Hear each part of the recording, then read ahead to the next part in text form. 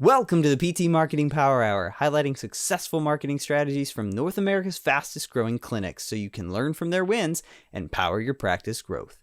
We have another great episode today, so don't forget to hit subscribe on YouTube or wherever you get your podcasts. Now, here's your host, physical therapist, marketing expert, and CEO of Practice Promotions, Neil Trickett.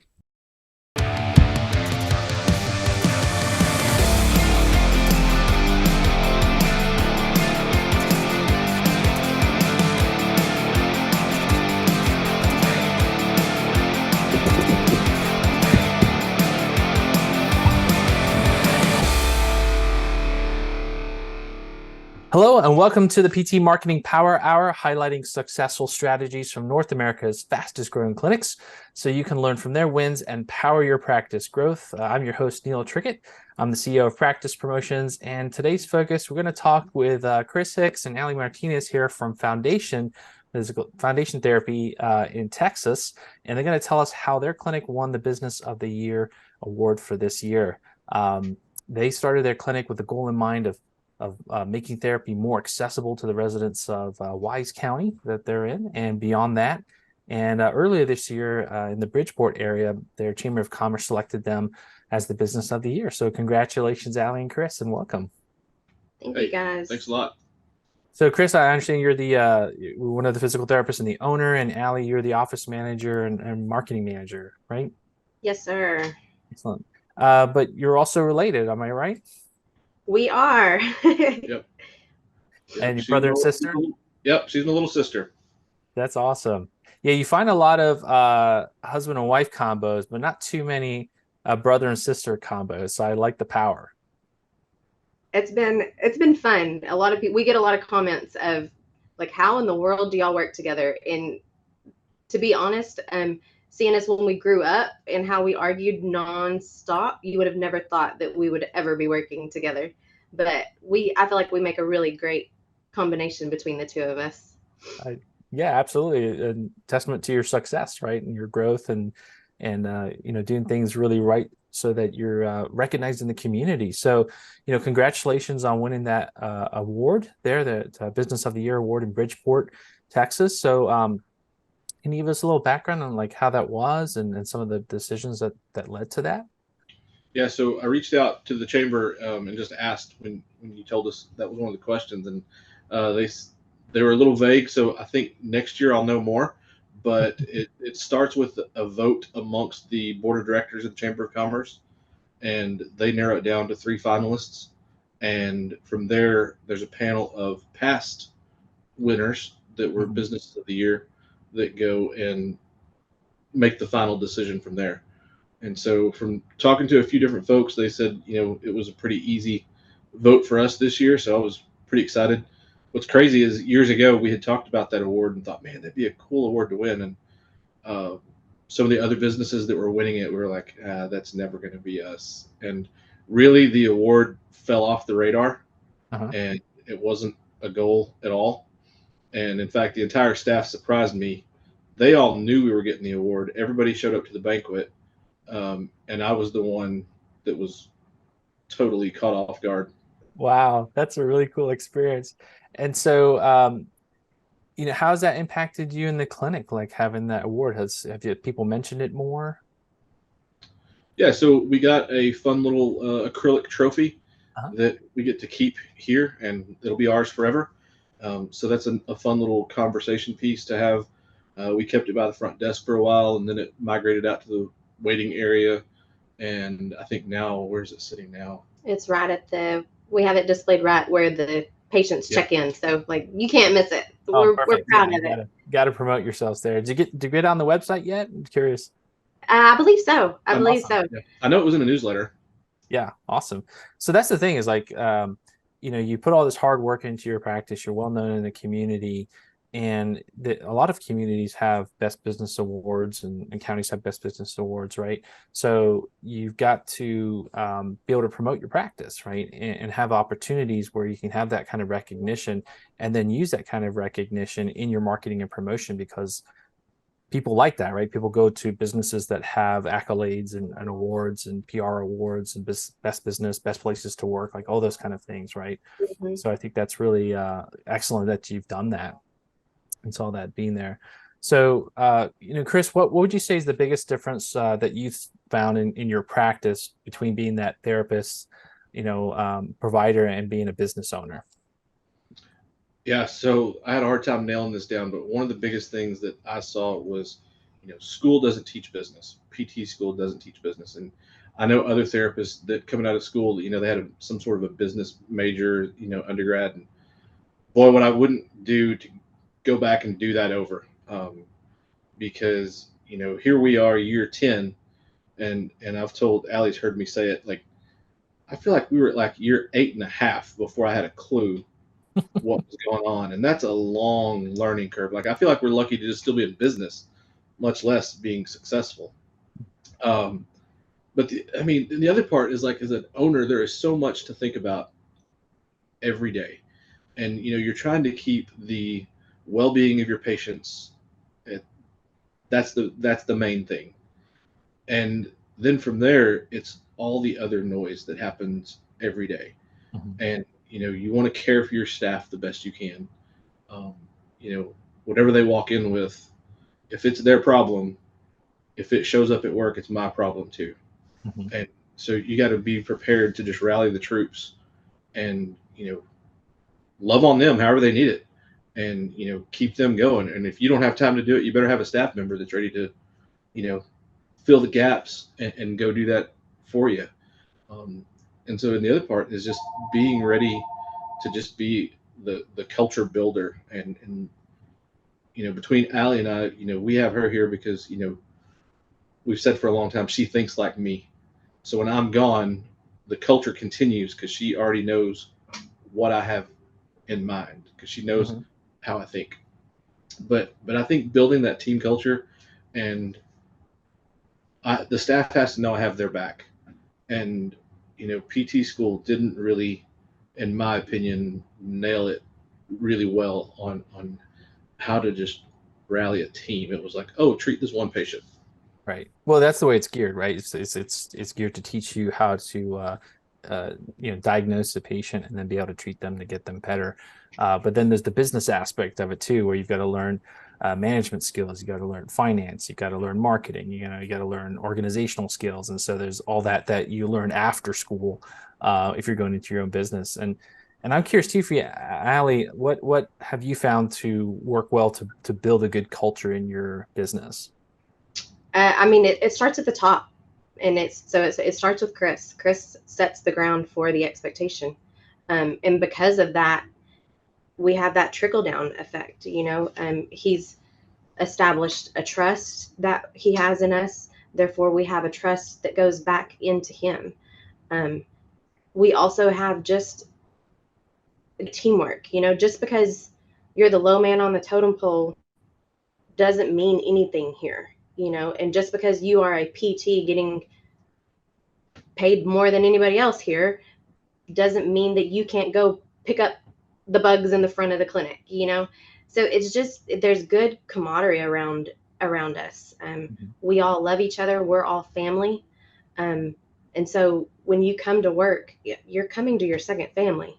And it makes a huge difference in everybody's attitude and the way we come to work.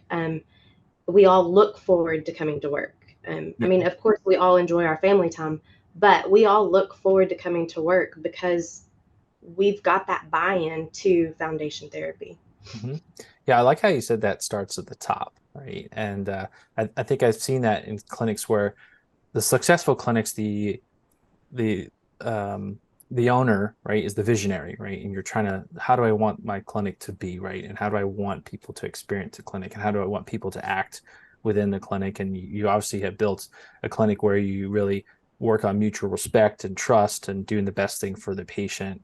But that starts, at the top there. But I've seen times where clinics struggle because the owner doesn't want to necessarily be the owner, right? They love treating patients and they know that they at some point wanted to have the practice, but didn't realize once it got to a certain level that they can't be a full-time clinician anymore, right? And they have to be the business owner. So that's where they start to struggle in the culture part of it, because they're not really in it as the business leader, right? They're in it still to be a full-time clinician, and that can kind of have that interference there. So, Chris, for you, what do you see, any advice for our audience out there as being kind of that number one mind shift that PTs, really need to make in order to be successful entrepreneurs? Yeah, and again, tons of answers, and I tried to nail it down to a few. My first big hurdle, and my wife helped me get past it. Allie was always on it. I mean, marketing was like, I had to get past like, what's an expense versus an investment, and like that. I mean, I don't know who I talked to at Practice Promotions first, or if it was my wife or Allie, but I was like, no way, that's an expense. Like, it's no, like, it was easy for me. And like, I had to have my mind changed, and from so many perspectives of, hey, you got, like, this isn't, yes, it's an expense, but it's a long-term investment. And, one of my friends that I meet with regularly, he said, you've got to look at things from, look at it as more of not just a return on investment, but a return on value. Mm. And you need that value to be in something. And it's not always just a financial investment you're making. It's a value, an investment that you're making in people, in relationships, in your community. And you don't know when you're going to get that value back. And so if you're giving just to get it back immediately, you're going to be disappointed. Mhm. And so you just have to look at it as, man, I'm putting this investment into somebody and then letting it come back. But one of the other things that I had to get past, and this was a big hurdle when we moved from our second location to this one now, is I had that bleeding heart mentality of, I want to help everybody. And, if they couldn't pay, fine, come on, we'll treat you anyway.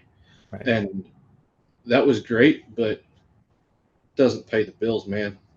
It Mhm. doesn't pay the bills. And I was just talking to another patient this morning. Her son has a business, and he's trying to grow that business, but he's doing it for next to nothing. And just giving yourself away ends up a lot of times just being nothing more than that. You're just giving yourself away. Right. And then you look up, and I don't remember.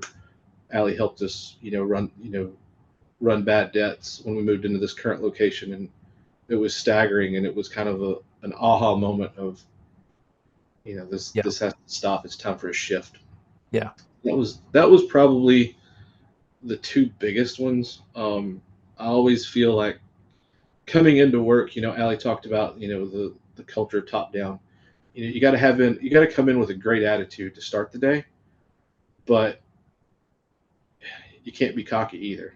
Mhm. Like, being self-employed, nothing has humbled me more than being self-employed. And yes, we get to talk about the wins today, but for all the wins, I could tell you about the gut punches.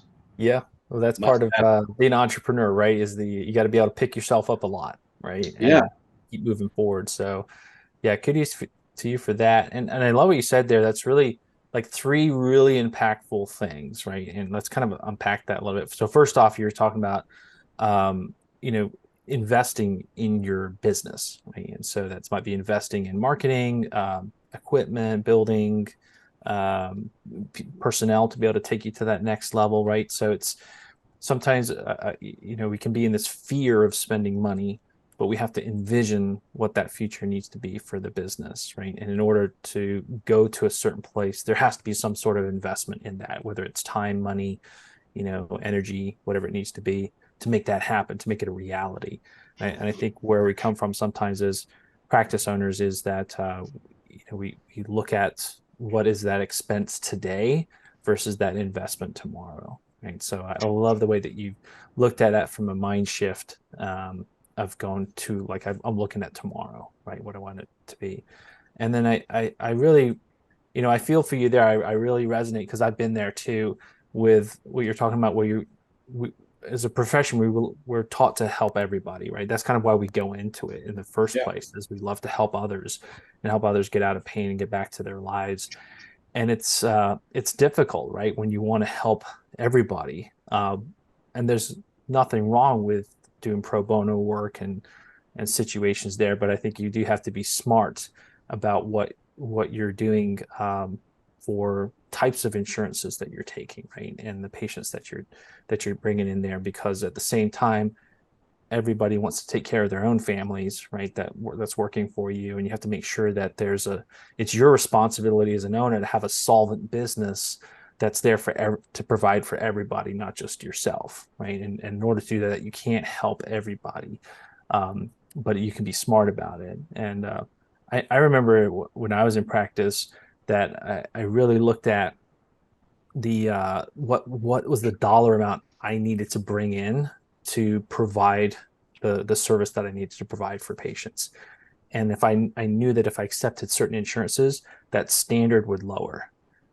So that kind of helped me in my benchmark of like, no, I'm not going to take that particular insurance because I know then that things are going to change the way that I don't want them to change in my practice, because I couldn't bring in the revenue that I needed to provide that kind of service that I wanted to provide for not only the patients, but also for the staff.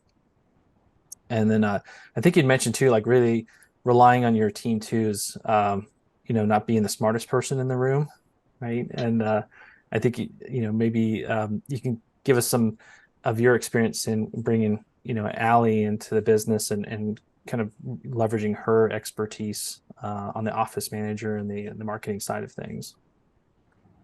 Yeah. So, just like you said, from I had my notes, like, don't think you're the smartest person in the room.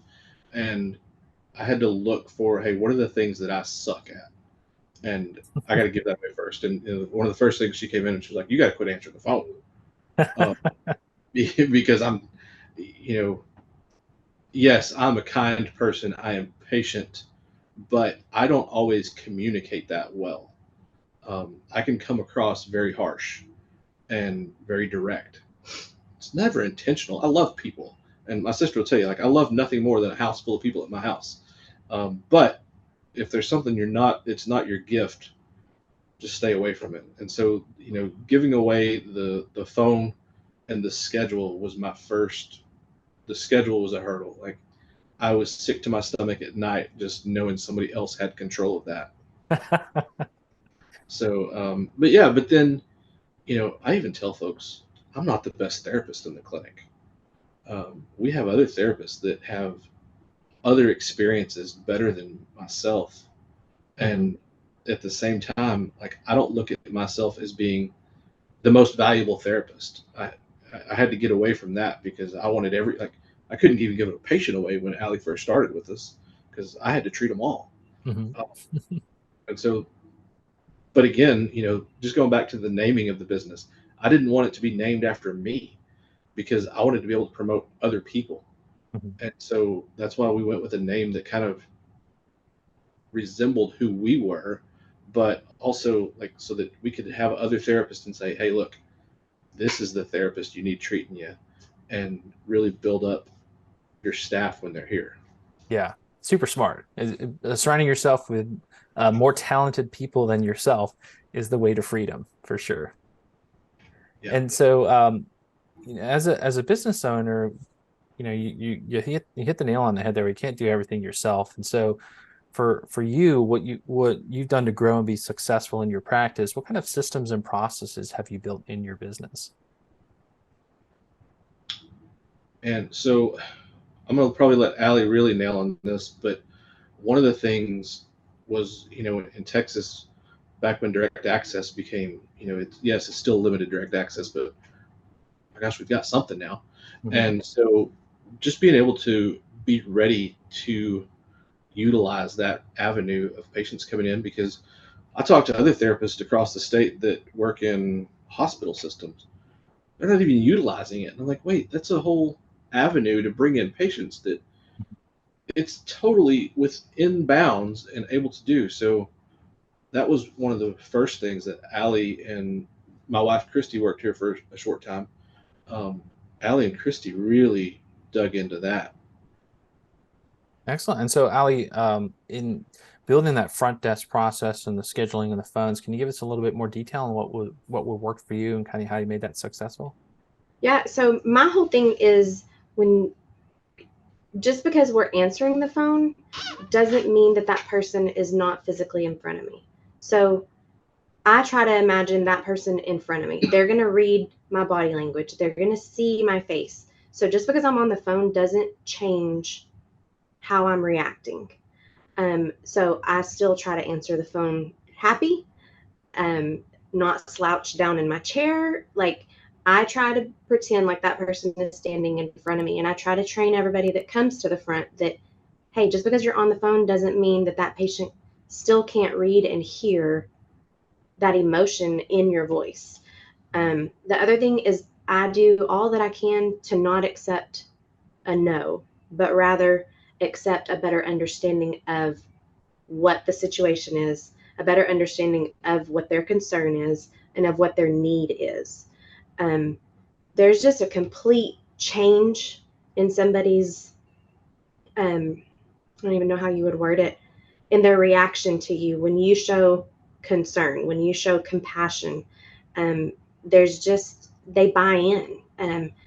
They buy into what you're doing. They buy into feeling like you really care, that they're not just somebody going through the cycle of they're going to go in and they're out, they're in and they're out. No, you're going to come in and you're actually going to feel like we care. And you're, by the time you leave, you're going to be a little sad because you're going to feel like you're leaving part of your family. Right. If a patient doesn't leave not feeling like they're part of a family, I myself have failed. And I don't handle that well. Gotcha. And I think I've always said this is that, the front desk and the scheduling is the most important part of the practice. We can have the most all-star therapist on the team, but if they're not getting the patients in to see, then that's a problem, right? So Right. the front desk and the scheduling and the phones is really where it's at in terms of things. And so I know that you do a really good job of scheduling and that kind of, we talked about the kind of that customer service part where you're treating them as and hearing them and understanding them. But can you tell us a little bit more in terms of like how you control the process of scheduling, right? So that we're making sure those schedules are full. Okay, so that took a lot of practice, a lot of just trial and error. At this point now, I have a better understanding of patient to therapist load, basically. Mm-hmm. And I'll be real honest. When we first started with practice promotions, we had the stat tracker, and that was like my worst nightmare. I was like, I'm not doing it. I'm not filling it out. I don't want to do it. I don't want any part of it. Within the past 3 years, solid, maybe 4. Yeah. Well, let's do 3 because the first year I was kind of but for the past 3 years, I've been so consistent, so just on it that like they don't even have to ask me to fill it out. It's already done before they're ready to do our monthly call and all of that. That has been the best, just letting me know, okay, I remember back in August, this is about how many we had. This is what it felt like. I remember the emotion. I remember the feeling of how everybody was doing. It just kind of helps me set up for the next month. So like last month, we had a huge month. It was like 621, I think I wrote down somewhere. So that kind of gave me an idea of, okay, so next month, let's shoot for 600 again, and give us wiggle room of where to go. And then it lets us even see it down into the weeks of how many we had last week, how many should I be aiming for the next week. So it's really just given me a good platform of what to expect and how to build. And like Chris will send me a message of, hey, I have this goal number in mind, but tell me what your goal number is. And sure enough, I'll tell him like, hey, it's 160, and he'll be like, oh, okay, I was at like 150. So it has worked really well as far as being able to think like him, but also us be on the same page and kind of not even really communicate it. Does that make sense? Yeah, absolutely. And that's great that you're really taking those metrics to heart now, right? And being able to really control your decision making through the metrics that you're putting together there and receiving, because that's the whole point of doing metrics, right? Is to really make the right decisions based off what you're seeing. And so I love the way that you've done that. And I would encourage anybody out there, if you are struggling a little bit, say with your revenue or things like that, take a good look at the front desk area and see, you know, what's your cancellation rate, what's your arrival rate, are the patients being scheduled out enough in advance, right? So that you're not having a lot of people drop off the schedule. So that's really a great point of investigation if things are not going as, you know, smoothly as you think that they should be. Mm-hmm. And so for you, I know that obviously in order to win the Business of the Year award, the customer experience has to be top notch. And so for you, like, what do you look for in that whole kind of that patient customer journey as they come in from kind of scheduling to the way that staff treats them and the way that the experience is within the clinic? What kind of things have you focused on there? So one of my, kind of steal a little bit from like a Chick-fil-A. Like Yeah. you walk in the door, somebody's got to greet them. We had, we'll say a passionate conversation. Like somebody walked in the front door a couple weeks ago and they didn't get greeted. And I saw it. I mean, but I was here in the back of the clinic. I couldn't do anything about it. And then another patient got missed. And so like one of my first things is like, you never get a second chance to make a first impression. Mhm. And so everybody has to be greeted as soon as they walk in the door. We have a good friend that's a church consultant, and let's face it, a big part of his job is customer service, patient experience, and so we want to make sure that everybody, when they come in the door, they know they've been acknowledged and they feel valued. And so it starts there. Yeah. But from there, going through the intake process, we try to, Allie and I talk about it a lot, is like we don't need to make getting into therapy any harder than it needs to be. Mm-hmm. And so if there's any hurdles we can take out for somebody and we can just do it faster for them, fine, let's do it. Like our EMR, it's set up so it has a great intake flow. Mm-hmm. But if you're not technology savvy, you're going to fumble it every time. And so Allie and Sandra just know, hey, there's some patients, we're just going to hit it for them. Yeah. And so we're trying to just get them in the door as smoothly as possible with as few surprises as possible. And then from there, it's up to the therapist to make sure that part of our conversation in that initial evaluation is a few things. One is we want to make sure we understand the patient goals, not just my therapist goals. And if we can make sure that our goals match the patient goals, the patient is going to feel valued in the care you give them, not just, hey, go do this exercise because I told you to. Then from there, we want to make sure that every visit, we're trying to check in with that patient of, hey, what was a win you had from last visit to now? Or what are things you're doing now that are moving towards your goals? I mean, we write down on a piece of paper that I know they don't always use it, but it's available to the front desk of what's the patient ultimate goal.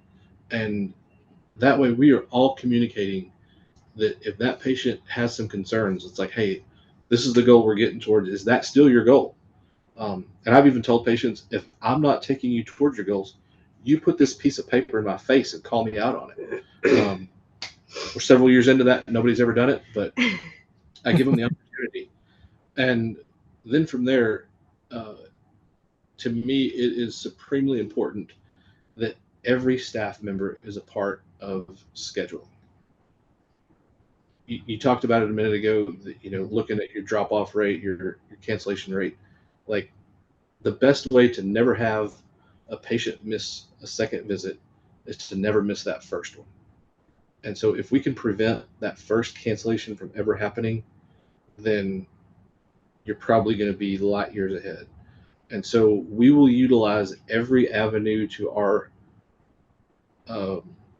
disposal, Mm-hmm. whether it's text reminders, emails. I mean, there was a while back that we were, slower. And how many times were you calling people to get them on the schedule? I had one that I called at least 10 times. Wow. I mean, but they came in. Yeah, just shows you the amount of effort that's needed sometimes, right? Mm-hmm. Yeah, and some people just can't return a phone call. And so, but then even all the way to that last graduation visit, we want to talk with them about, hey, this is where you were, this is where you are now. You reached that goal that we set out. And quite often by then they don't want to leave and you feel like you're kicking them out, uh, but that's when it's fun. That's when you know you did your job, is when the patient feels like, man, I love it here. This wasn't a beating. I want to stay here. Yeah, and I think, what got you to, well, one of the things that got you to being the business of the year, right, is that you've really looked at that customer experience all the way through. And what's really interesting to me is that it doesn't have to be complicated. You don't have to have sophisticated things. Simple things like just making sure everybody greets the patient the first time they come in the door, right? And that there's a welcoming smile, and that people are acknowledged, and that the therapists know, hey, we want to make sure that we're having accountability with the patient, and that if we're not meeting their goals, we have the patient speak up because they may not want to speak up about it. So it doesn't have to be complicated, systems and technology and things like that. It's just a lot of times just overall, the experience of someone in the clinic. I think you guys have nailed it. And so let's talk here a little bit, of building this business of the year. Obviously, you've put a lot of great systems into your practice. So, can you tell us a little bit about those systems and sort of what are the benefits to building systems or systematizing your practice more? So, I mean, I don't know how to answer this exactly, but I always feel like, it, from the practice perspective, is yes, we talk about the patient experience, the customer experience, but that all has to embolden your brand. Like, people have to know what your brand is. And if they know that when they walk in here, they're going to be encouraged to meet their maximum potential, and that this isn't a place that they're going to come into and just be beaten up, that we are here to see them win and win with them, that's a brand they want to attach to. Right. And so we want it to be an experience that they want to just really, truly embrace. And so we want them to know when they come in here, from that first greeting, that the expectations have been set. And then when they tell other people to come here, they tell them, hey, this is what you need to expect. And when other people walk in the door, they have that expectation out in the parking lot. Mm-hmm. And so Nice. Yeah. that's even better. Now, and we also have some doctors that are really bought in as well. And so when the expectation gets set at the doctor's office, well, gosh, they're bought in before they left the doctor's office. Right. So that's Love a it. big, is just to maintain those relationships. Yeah, and I like what you said there, is it's really like your brand, right? That's what your brand is out there. And I heard a long time ago, a brand is what people say about your business when you're not there. Yeah. And obviously you set those expectations, but the way that they mimic that to a friend that they referred in, or even back to their doctor, so the doctor says the same exact phrase or whatever, that becomes the expectation. That's really, again, taking the customer experience to a whole new level, and the brand of the practice to a whole new level too. And so as you've built systems in your business too, what has been the impact of that to the team? So that's the easy answer to me, is the systems we have in place lets your team know what's expected of them. And we'll even back it up even further. Like, our interview process is tough if you want to come work here. And it's even our interview process now is a system that if you want to work here, you're going to prove to us you want to come work here, not just us hiring you. And we've turned people down that were a pretty good fit, but that we saw that the expectations were never going to line up. And so, it starts there, but then the systems we have, our staff knows, hey, this is what's expected of me. Yes, there's always some unwritten expectations, but everything's pretty well laid out of what your duty is, and where to go from there. But then the next part that I have to make sure I get right, and Allie too, is let them feel empowered to go execute those systems. And know that I'm not going to micromanage them, because I always feel like I'm a micromanager. They tell me, hey, no, you're not too bad. You're doing okay there. But if I'm having to micromanage them, then it turns into, well, I'm doing everything for them. And I had a great friend tell me a while back that, he tells his staff, if I have to make every decision for you, I don't need you. And from there, like, man, and he's right, like, if I'm doing everything for him, I don't need him. But the truth is, we're never going to grow if I'm the one trying to lead everything.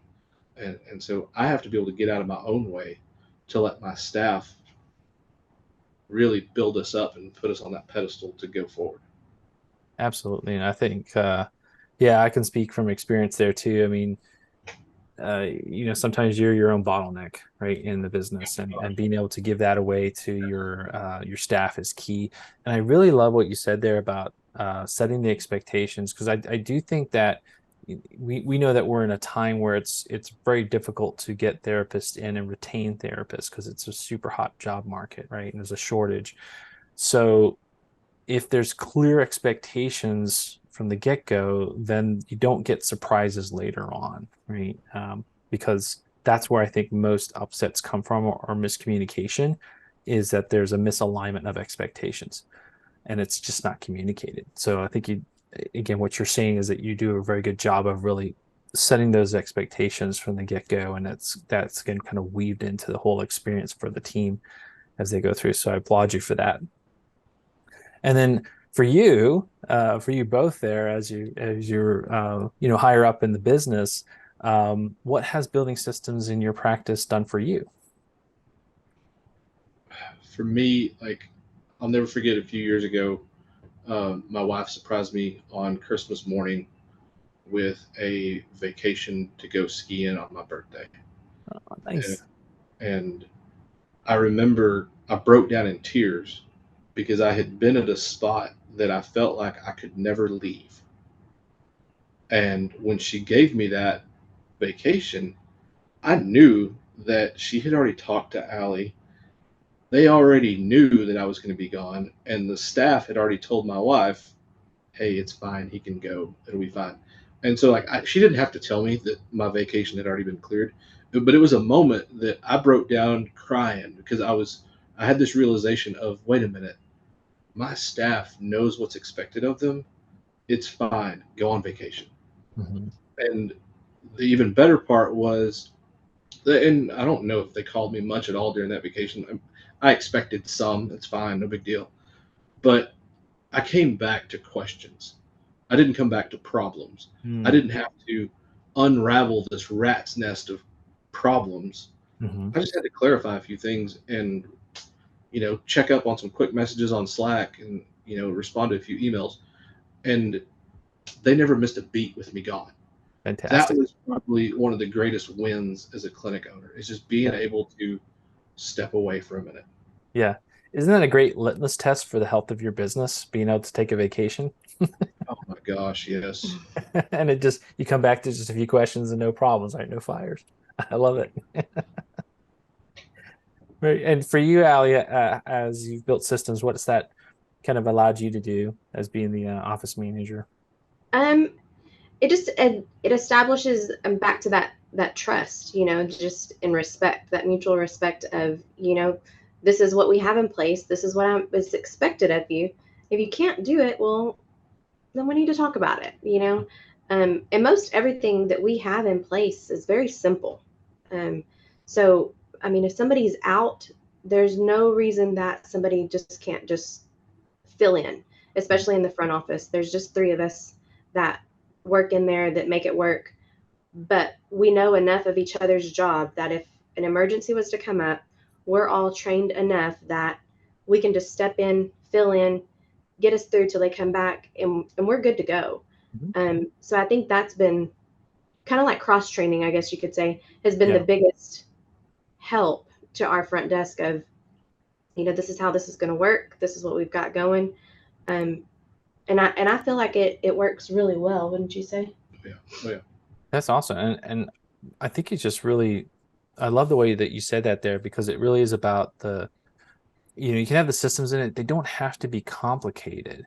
But the key to systems and the freedom that comes with them is that people are trained on them and can execute, right? And keeping it in the business, which obviously you do really well, and that your team does very well because it's giving you more autonomy and the ability to grow and obviously have being the business of the year. So I think that's a great way to show that having systems in place, but making sure people are cross-trained on those systems and the way that we do things and the processes that happen. That's really where a lot of the magic happens, right? Mm-hmm.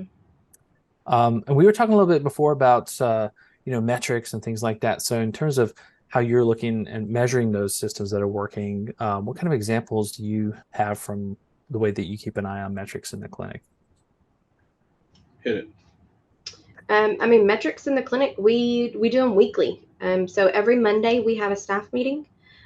So every Monday I will run metrics and see what we go as far as this is what we had scheduled, this is what we had attended, these were how many no-shows, these were cancels, reactivated, consults and graduations. So I report that every Monday. Like that's just part of staff meeting. That lays just kind of the standard of, hey, this is how last week went. This is what we're looking for this week, or let's try to do better this week with getting people confirmed with their appointments so we don't have this many no-shows. Just kind of lays the foundation of this is what last week was. Let's do the same or better, or hey, we need to work on this. So that is really one of the metrics that we use the most. It really helps us all have an understanding of how things are going here in the clinic. As far as therapists, I'm feeding them, I'm giving them all these patients, so they may not feel like there was really that many people that canceled or rescheduled. So giving them reports like that lets them know, oh gosh, we did have quite a few cancel. I was so busy I didn't even feel it. But this lets them know that, hey, we do need to be communicating things a little bit better, or so and so we really need to make sure we stay on her this week to make sure that she doesn't call and cancel, just the little things like that. I feel like are what helps us the most. I think that's great what you do there too, because that really shows that there's great collaboration between the front office and the therapist. And sometimes you've seen in clinics where that's a bit dissociated, right? And that the kind of front office is doing their own thing, and then there's not enough communication between the therapist and that front office, and then you do get a lot of scheduling issues, right? And cancellations and problems like that. But I think it gives a lot of times the therapists are so busy in their own world, right, treating patients, that they don't necessarily see all the hard work that's going on at the front desk, right? And so I love that the way that there's good communication and metrics, so there's realizations to the therapist that, hey, look, the team worked really hard to refill your schedule, even though we had a lot of cancels this week, right? Right. I love that. And so as you've worked with your teams there, what would you say, like how practice owners can train their teams to just take on responsibilities or be more proactive in their roles? What have you found to work there in your clinic? So Allie and I, we had some good arguments about it. She'll tell you. And I didn't, and this was probably the hardest part. I didn't know how to tell her to do this job, but building out the schedule more than 5 days ahead of time. Mm-hmm. I knew from talking to other therapists and other industry leaders that needed to happen, but I didn't know how to do it. Mm-hmm. And I just came in one day and said, hey, you got to build out their entire plan of care. And she said, you're out of your friggin' mind. She was like, I'm not going to do it. And, we'd do it for a while. And I think we started with like 2 weeks, and then we started for like 3 weeks. And before we knew it, we'd have a holiday and we were back to 3 days. And it was also paper schedule. Yeah, it was at that time. Yeah, that's hard one. Lots of pencil and eraser. Yes. Oh man. So that was probably a big one. And that was when I truly had to say, Allie, it's yours. It's totally yours now. Mm-hmm. And I had to really take off that hat of I am no part of scheduling, as far as the keeper of the schedule. Yes, all staff is part of scheduling, but the actual physical part of entering visits, that was where I had to say, okay, that hat is coming off. Mhm. Um, that was probably the number one. And, we talked about it earlier, that interview process, the hiring process of setting the expectations. Mhm. And, some staff handle things better than others. But, and it's really shown up in our last several hires that when they went through that rigorous interview process, Mhm. we knew exactly where to put them on that seat on the bus. And some of our earlier hires, they they were just kind of an organic. Hey, we need some help. You want to help us out? We'd love to hire you. Come on, come help us. Mhm. And some of those people, we've had to adjust their seat on the bus and adjust how big that seat on the bus was. And sometimes you retrain, but sometimes certain people just have different capacities for what they can manage. And when your interview process tells you this is what this person can handle, then you're able to just plug them right in to Mhm. what you. And so that makes it easier. So your interview system becomes, all right, check, check, check. You marked all these skills, but what's the personality we need? Mhm. And then you learn, what is that person, what makes them tick, and how do they communicate? We just lost a great therapist a few weeks ago, and Kelly, one of our other therapists, she always made jokes about him that, in order to talk to Jeremy, you had to be in his space, or else he wasn't going to hear you. Mhm. You know, but that was something we learned in his interview process. We knew that was how he communicated. Um, and my wife and Allie kind of developed that interview process, and that's been a great expectation setter for us.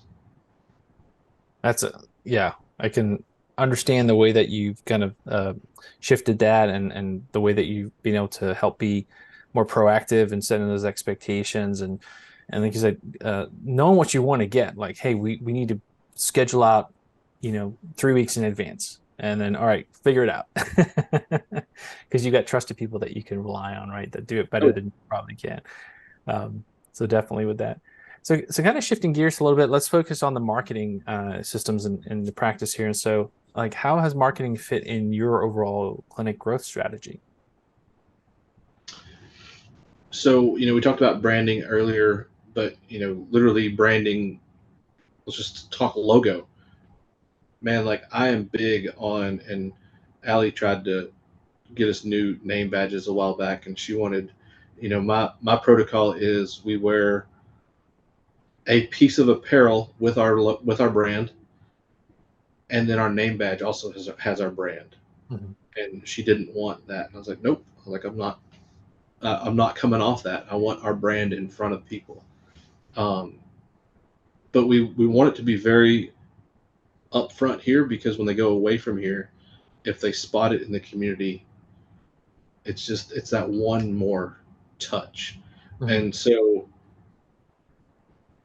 as far as the marketing side of it, we use social media, and newsletters is probably our two biggest priorities. The social media is cheap, it's easy, and then the newsletters, which y'all help us with, gets in front of patients. And man, that was a big one for me to take that step of, okay, let's do a printed newsletter. She was Mhm. on me forever about it, and finally I said, okay, I'm going all or nothing, let's do it. And it's paid off. It's been, now it's kind of a no-brainer. Mhm. Mhm. But those newsletters help us get out content about what's happening in the clinic. Maybe it's a service that we're realizing, hey, we haven't been doing any dry needling, so we can remind people about different services that we offer and rotate through those different things. But then also we try really hard at communicating to y'all what's happening in the community, so that when people open our newsletter, maybe they're feeling fine and they don't care about what service we have.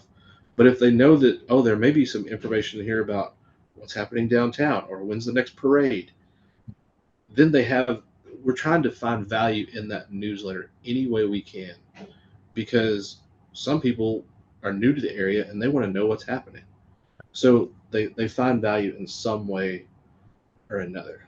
Yeah. And that's the key thing with your newsletters. Like, so you're supposed to be doing a patient newsletter every month. And the whole point of that is to keep an emotional connection with all the people that you've serviced before, because they may be fine, but they may have an issue down the road, or they probably know somebody that's having a pain or a problem or an issue, right? That they could be referring to you. So you got to keep that connection going with them. And like you said, it's about telling a lot of the stories from within the clinic, right? What's the connection there, right? You're getting all these wins and great stories throughout the day, and it's a platform to be able to communicate that out, but also being able to provide all kinds of different tips and value, and making it a communication tool. So I love the way that you've incorporated things from the community into your particular newsletter. So yeah, it's about health and tips and things that people can do to make their body healthy, but you're also incorporating things about the community in there.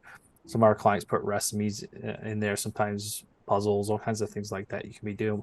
Obviously, the main focus is still around, health, right, and getting better. But there's other things that you can do to provide value in there. So obviously, you've done a lot of different things here with marketing to get you where you are today. Just curious for you, do you have any particular marketing wins or great results that you could share? I mean, if you go look up our Google review right now, you'll see we have 107 reviews, Good job. and they are all 5-star reviews. Nice. So that's one thing that I love looking at, because they're all 5-star. And we're honest with people. Like, we're not telling them, hey, take this card, scan it, and go leave a Google review. If you don't mind, make sure it's 5 stars. Like, we don't do that. We just tell them, hey, if you had a really great experience with this, we would love it if you would go and leave us a Google review. We don't tell them how many we want. We're just, hey, if you have time, let's go do it. And we'll take a picture here at the clinic with them. And if they want to use that to post with their Google review, which some do use, they post that along with their Google review. So it's just so refreshing to be able to go to look at our Google reviews and see current and recent reviews. Like, it's wonderful. So I'm curious there. Does everybody ask for a review, or does it tend to be more the front desk that asks, or more the therapist? What tends to happen in your clinic? I'd say for the most part, our physical therapists ask for it. We initially, when we first started, they kind of pushed it on front desk to ask for Google reviews. And I'm like, guys, they find more value in you treated them, you can sell it. Like, so I had to push that back. Like, no. Y'all need to have these at your cart. You need to be talking to them. You're graduating them. And I feel like there was a way better patient response because it just goes, most of them do leave their Google review on what we call their graduation day.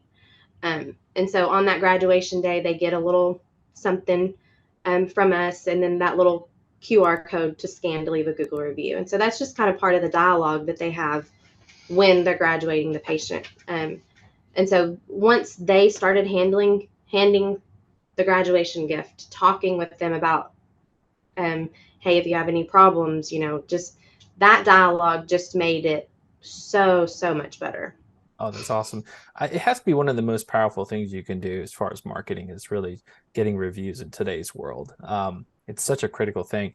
And I can't tell you how many times I talk to clinic owners that, they may be the one to ask for a review, but the staff really doesn't, right? The other therapists don't, because they're kind of afraid, the patient will tell them, hey, this was fantastic. I feel so much better. Thank you so much. You've changed my life. But when it comes to asking for that review from the therapist, they're kind of a little afraid to do it. So It's nice that you have a little something for them to give out and do, and you put the ownership back on them, because it's part of their job, really, to help get that promotional part of it. It's part of promoting themselves and also the practice there. So I really applaud you for working hard at those reviews and getting your team to do that. So kind of curious for you, and what has been your experience working with practice promotions like? Me personally, or Chris and I both? Whoever would like to answer. I would say just I mean, I think what Chris has written down, just word of mouth can only get you so far, you know? Um, y'all help the exposure. Y'all help with the professionalism of our website, you know? It's y'all go through just demographics that you have in the area, and you just dig deeper into what's going to work for where you are. You know, it's not what's going to work here is not going to work in New York. You know, it's just there's total different demographic. There's different ages that we have here in our area. And it takes, it's a process as well. Like it takes time of understanding with practice promotions of my expectations. This is who we see. I know this is who you may think we need to see, but this is who we see and this is who we get and this is what we're dealing with. And it just, once you get into that groove with you guys, it just is the smoothest process ever.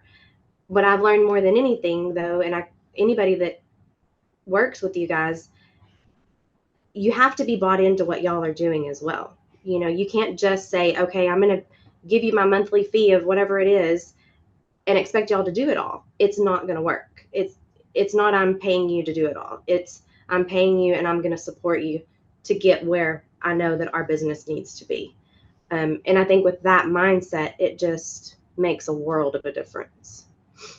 Absolutely. Yeah, it's a collaboration. It always is, right? And I love what you said there because it's so true, is that, you know, word of mouth can get you only so far. And word of mouth is huge, right? It's so important to have a great service, great outcome for patients, great word of mouth. But you need to be able to take that and market it professionally, right? Vice versa, you can market things all day, but if the word of mouth is not that great, it's really hard to get ahead. So a combination of both, where you know, you have good word of mouth, you have great marketing going out, makes for very powerful growth of the clinic. And so, Chris, what would you say, you know, as we kind of wrapping up here, you know, what, in your opinion, what would you say is the number one biggest problem that PTs and other practice owners face today, and like how could they overcome that?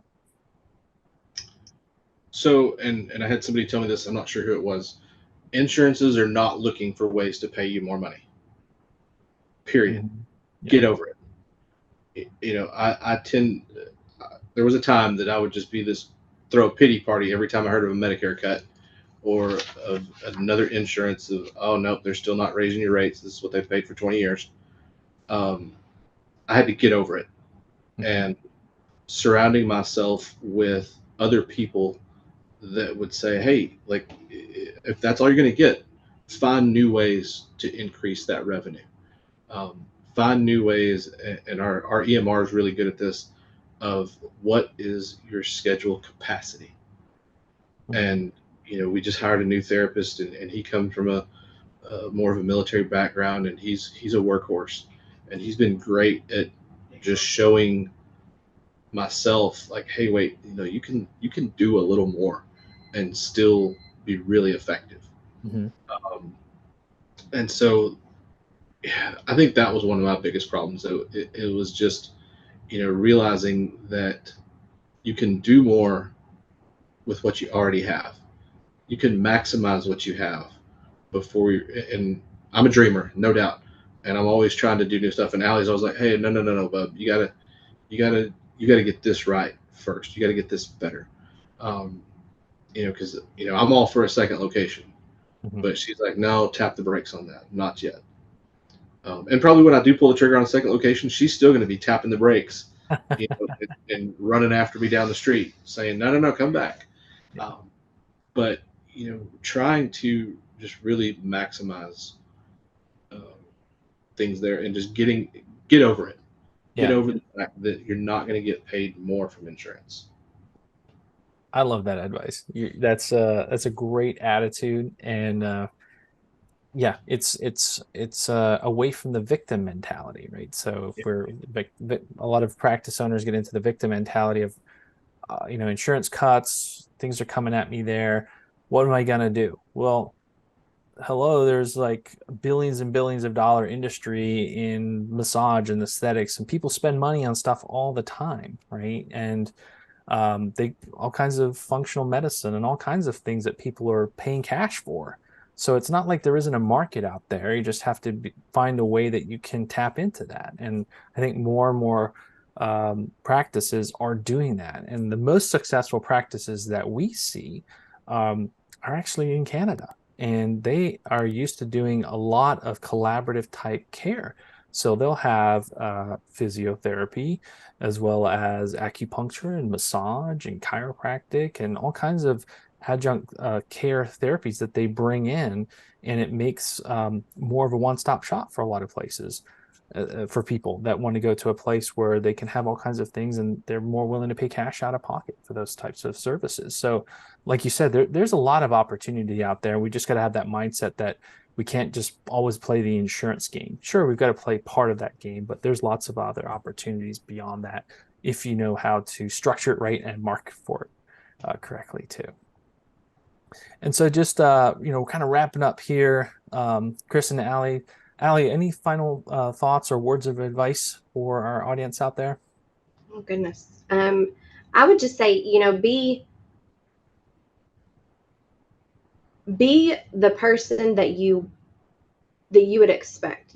Be, if you're going in somewhere, treat that person the way you would want to be treated. If it's your grandmother that's needing care, make sure you're treating your patient just as if it was your grandmother. Every person that walks in the door has a story. And we all need to be sensitive to that story. Mm-hmm.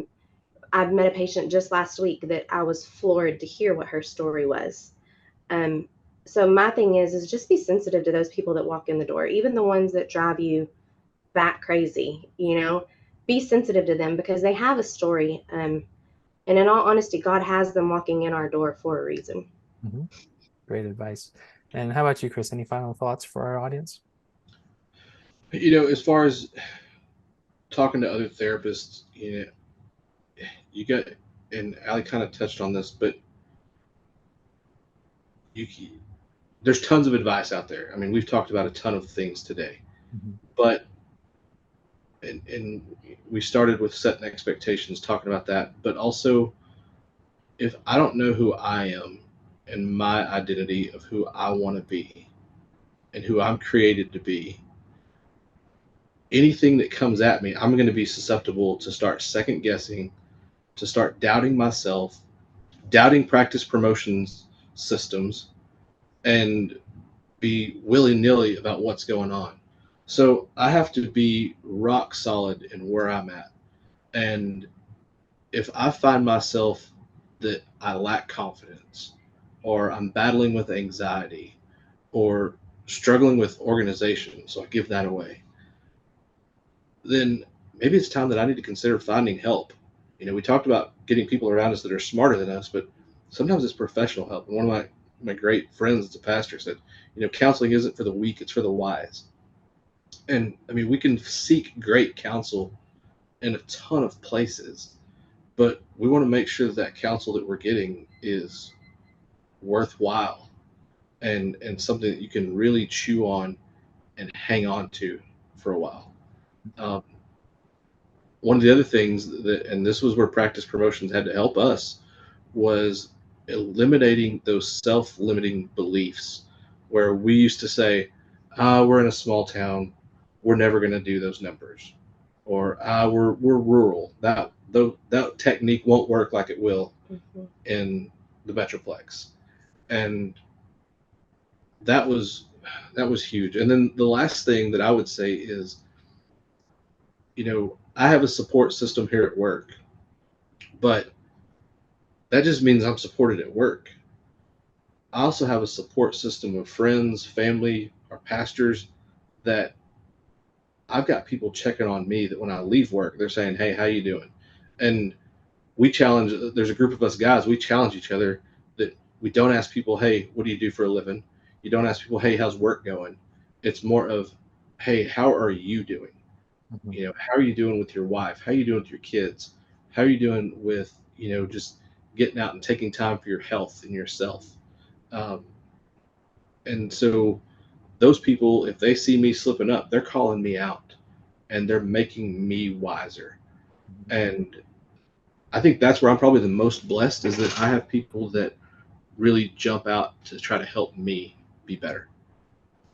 Yeah, you got to surround yourself with great people, both professionally as well as in your circle of family and friends, right? So that's very sage words of advice there. Thank you so much for sharing that, and thanks for sharing your wins today, your strategies. That's great advice for our audience here, and thank you for taking the time to share your awards, and also congratulations on that award of being the Business of the Year. Very well deserved for that foundation therapy. So thank you, Chris, and thank you, Allie, for being on the podcast here today. And for everybody out there, wishing you much success in your business. Thanks a lot, Neil.